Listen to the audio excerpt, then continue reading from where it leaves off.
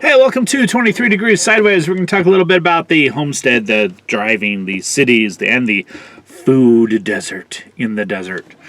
This is just kind of an amusement thing. So I'm doing another one of my week-long trips, driving around the region, near where we bought the property. I can't tell you, where is the property, because at some point in time I'm going to piss off someone on the left, and then, I'll get doxxed, and then they'll come try to burn my house down because they're the left, and you know how that goes. But I can tell you, roughly, the region, right? I don't care. Come at me, bro. So where we're looking, which is also where I'm exploring right now, where we bought the land, which is where I'm exploring right now, just looking at different roads and cities. We're spending the week in the truck camping out. There's 4 urban areas. I'm going to call them urban areas that are within a reasonable distance reach, like one of them is Kingman, Arizona. And I want to mention that one specifically. If I tell you exactly which the 4 are, then it makes it a little easier to find me. Seligman is not part of what I would consider an urban area, though. So we've got Kingman, and Kingman is a food desert, according to some people on Reddit, and I think it's hilarious. So the town in northern Nevada that we're leaving, right, is nominally, the city itself is about 8,000 people.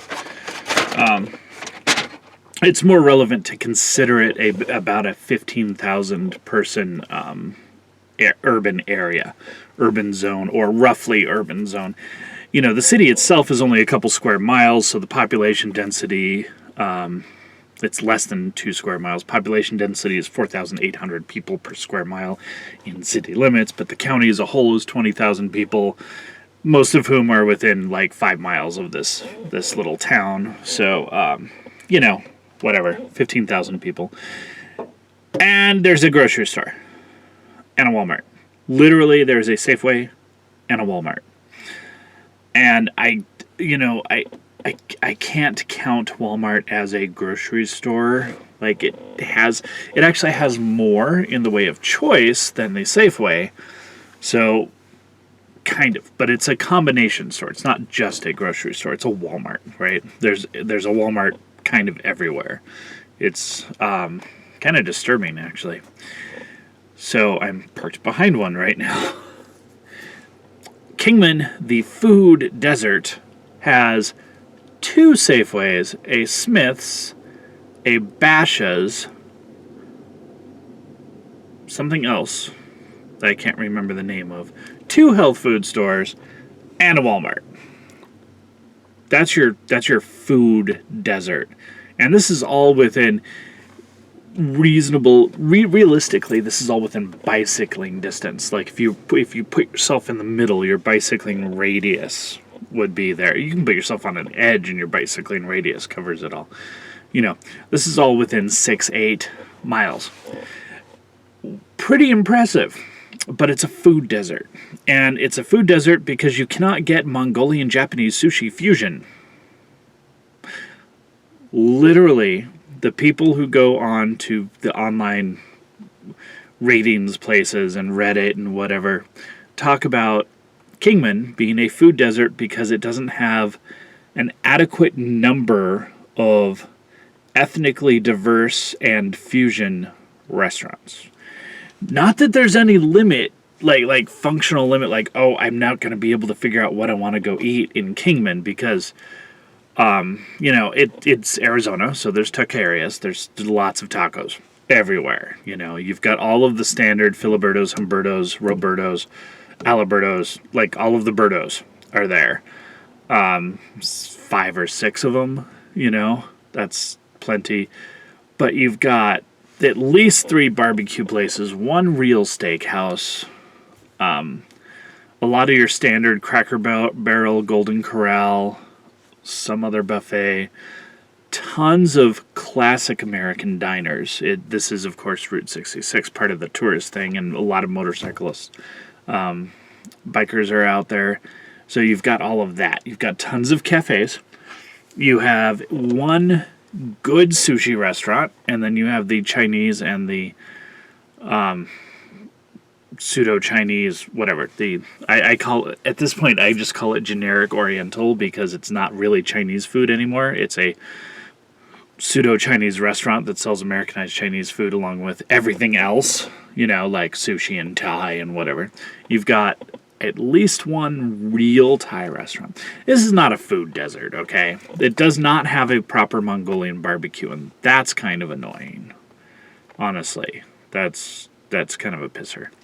They don't have a Brazilian steakhouse, and that's kind of annoying, but that's like why you go to Flagstaff or Phoenix or whatever the hell you want to do, Prescott.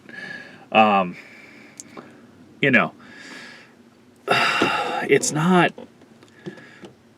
I think people try to define this stuff really oddly. Food desert, because the grocery stores are numerous and have selection, but you don't have this weird Bay Area privileged ethnic cuisine system of choices.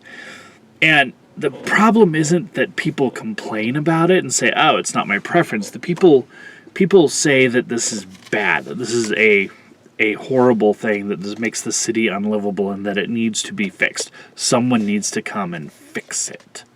And I'm like, a lot of people move to the more remote areas with the smaller urban centers because they don't want the fixing that you're gonna do.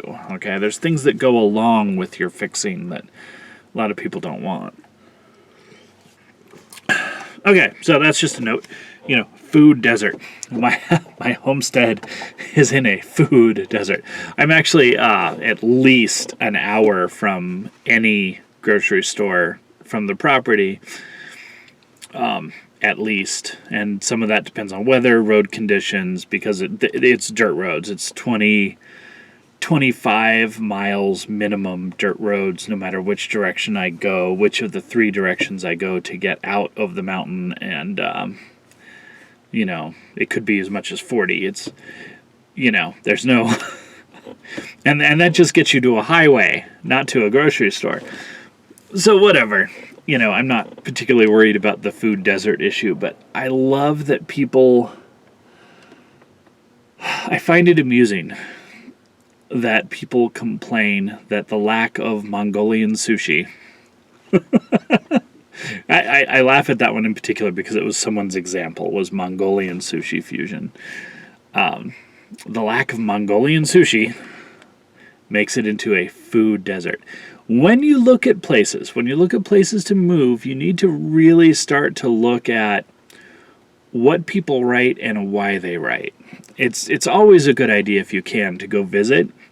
It's also a good idea to find the positives. Find the people who write the positives.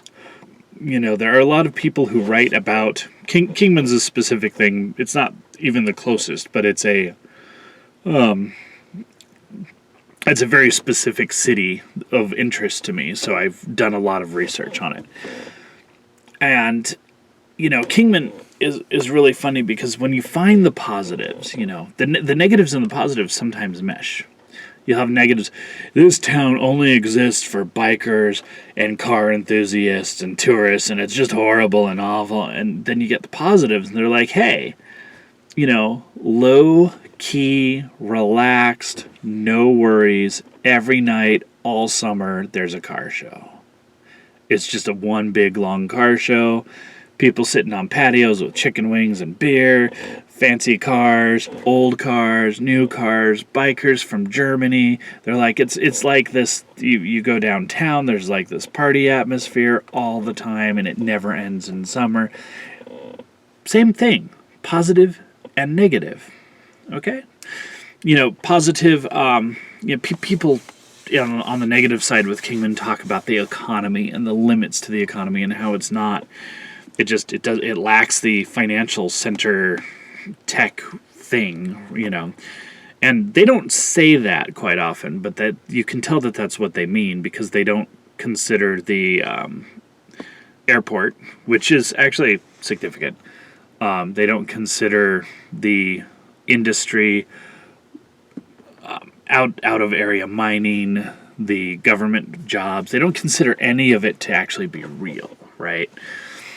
The medical industry in Kingman is huge. For example, there's at least 3 medical centers. There's a bunch of smaller ones. It's a big deal regionally, and that's thousands and thousands of jobs. But people denigrate it. You know, people put a negative on it. Well, if you don't want to work for this, then you can't find a job.